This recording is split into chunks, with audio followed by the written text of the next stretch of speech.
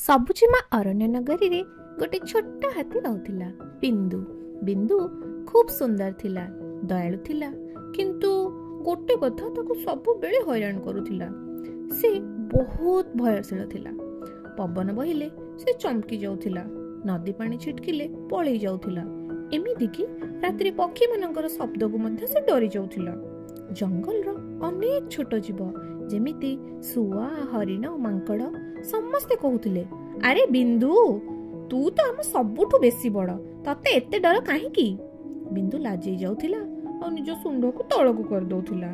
କିନ୍ତୁ ଗୋଟେ ଦିନ ଜଙ୍ଗଲରେ ହଠାତ୍ ନିଆଁ ଲାଗିଗଲା। ଧୂଆଁ ଚାରିଆଡ଼େ ଖେଳିଗଲା। ଛୋଟ ଜୀବମାନେ ବିଚଳିତ ହେଇଗଲେ। ଠେକୁଆ, ଗୁଣ୍ଡୁଚି, ହରିଣ ସମସ୍ତେ ଚିତ୍କାର କଲେ ଆଉ କହୁଥିଲେ, କି ଆମକୁ ବଞ୍ଚାଅ, ବଞ୍ଚାଅ। ସମସ୍ତେ ଡରିକି ନିଜ ଘର ଆଡ଼କୁ ଦୌଡ଼ିଗଲେ। କିନ୍ତୁ ଜଣେ ରହିଗଲା, ବିନ୍ଦୁ। ସେ ଡରୁଥିଲା, ବହୁତ ଡରୁଥିଲା। କିନ୍ତୁ ସେ ଦେଖିଲା ଯେ ଛୋଟ ଛୋଟ ଜୀବମାନେ ଆଗରେ ଫସି ଯାଇଛନ୍ତି। ତାର ହୃଦୟ ବହୁତ ବିଚଳିତ ହେଇଗଲା। କିନ୍ତୁ ଏବେ ବିନ୍ଦୁ ଗଭୀର ଶ୍ୱାସ ନେଲା ଆଉ ଭାବିଲା, ଡର ତ ସମସ୍ତଙ୍କୁ ଲାଗେ, କିନ୍ତୁ ମୁଁ ଆଙ୍କୁ କେମିତି ଛାଡ଼ିକି ପଳେଇବି? ସେ ନଦୀ ଆଡ଼କୁ ଦୌଡ଼ିଲା।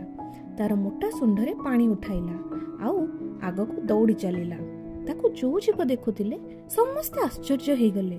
ବିନ୍ଦୁ ପାଣି ଛାଟିଲା, ବାରମ୍ବାର ପାଣି ଛାଟିଲା, ଯେପର୍ଯ୍ୟନ୍ତ ନିଆଁ ଲିଭିନି ସେ ପର୍ଯ୍ୟନ୍ତ ଛାଟିବାରେ ଲାଗିଲା। ଛୋଟ ଜୀବମାନେ ଖାସି ଖାସି ବାହାରକୁ ବାହାରିଲେ, କିନ୍ତୁ ସମସ୍ତେ ସୁରକ୍ଷିତ ଥିଲେ।